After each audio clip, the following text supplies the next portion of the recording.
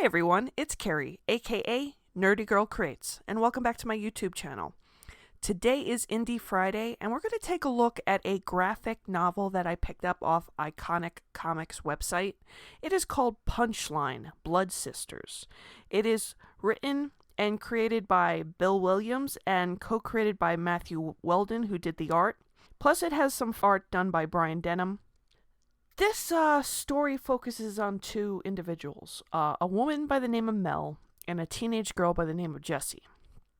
Now, Mel is this mysterious character who claims to have been a superhero, and she has these powers.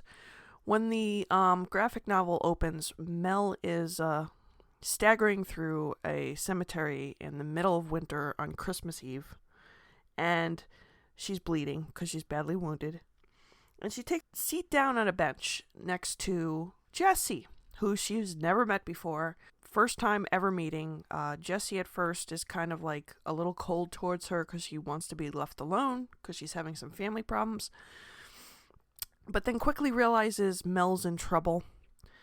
And the two of them have this like conversation. And I'm going to get into this under my review.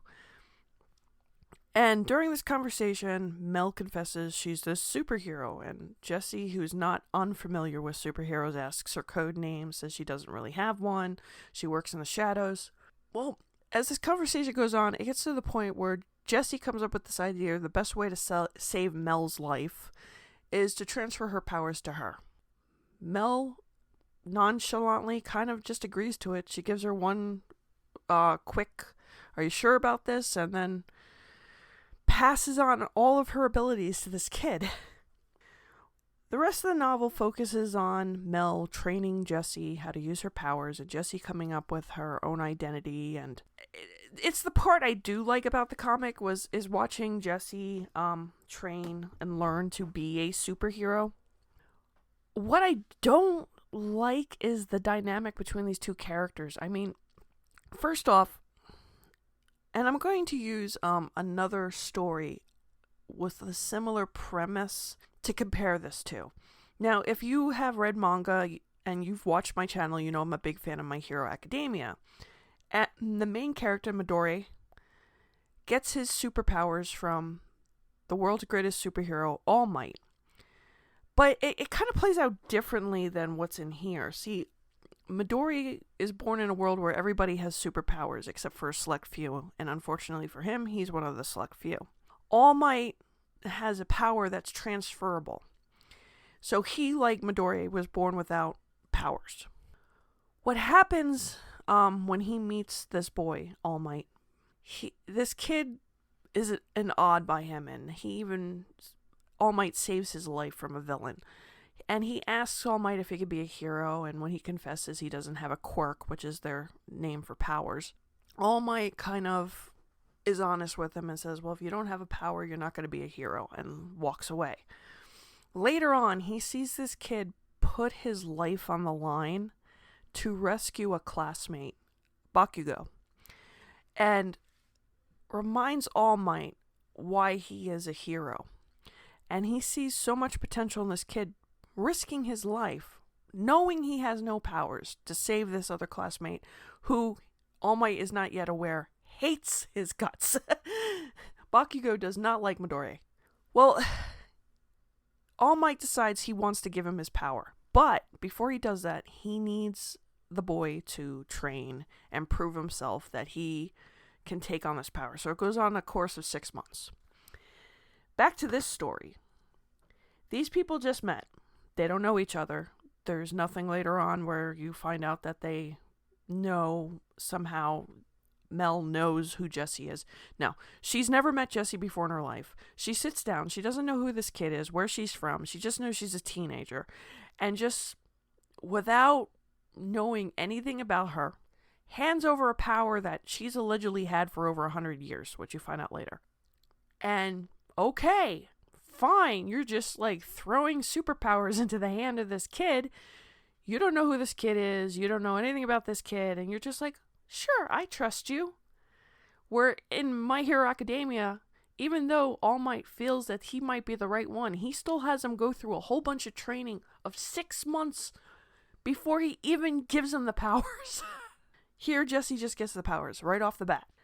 Another thing is, like, I don't like Mel. You kind of feel like there's something shady about Mel, and maybe that's where this is supposed to go, because this book does kind of end in a cliffhanger where Jesse no longer trusts her. But there's nothing really about Mel that's likable. And then you don't get really too much of, like, Mel's backstory. Like, she during a conversation while they're eating pancakes, she just messages Jesse, I had this power for over 107 years. You get one quick flashback scene, but it doesn't even feel like it's an old flashback scene. You don't get any explanation of her power. How did she get it? Was she born with it? Did she inherit it from somebody else? Nothing. Mel just kind of, like, gives her powers to Jesse. There's no explanation about where these powers come from, or at least All Might explains everything to Midori. She's also doing some shady shit, so it makes me wonder if she's actually a hero. She literally kills somebody in the beginning, and later on tries to brush it off as self-defense when she's talking to Jesse about it. Then she goes and digs into Jesse's life. She doesn't really tell Jesse anything about her life, but she digs into Jesse's life to find out exactly what kind of personal problems Jesse has been having at home. And then decides she is going to take revenge for Jesse and force Jesse to do the revenge where Jesse doesn't feel like it's necessary. And it was kind of like, no. The other problem I had with this book was there's, like, transitions where suddenly there's a scene where we jump to Jesse, and I think it's Jesse because for some reason the drawing in her superhero guise looks a lot different than on the other pages. Like, for some reason she's much more taller and much more masculine, and at first I thought it was another character until she started going on that she's a teenage protege of hers.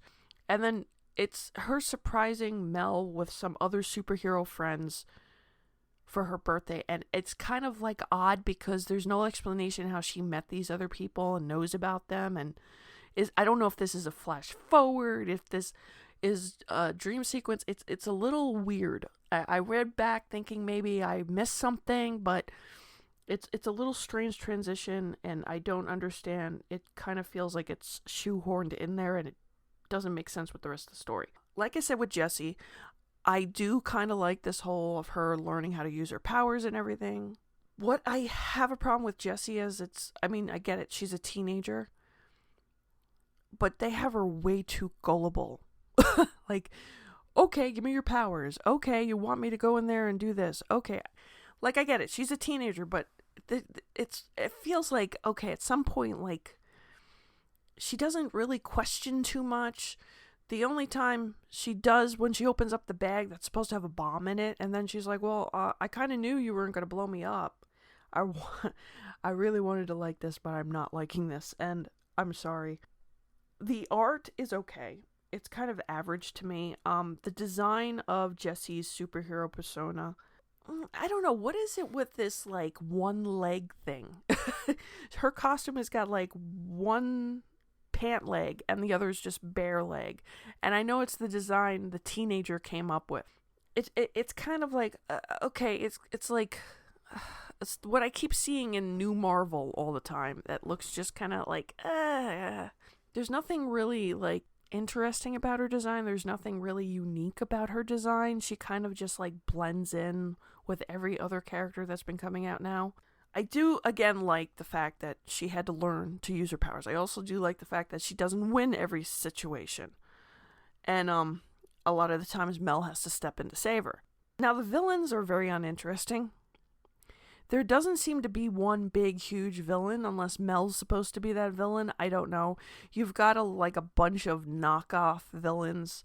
You have one that looks like Killer Shark from Suicide Squad. You have another one that's, he creates ice people. He's kind of like the chick from Frozen, but evil and a guy. Then you have a goat guy. Jessie teams up with another female superhero to take down.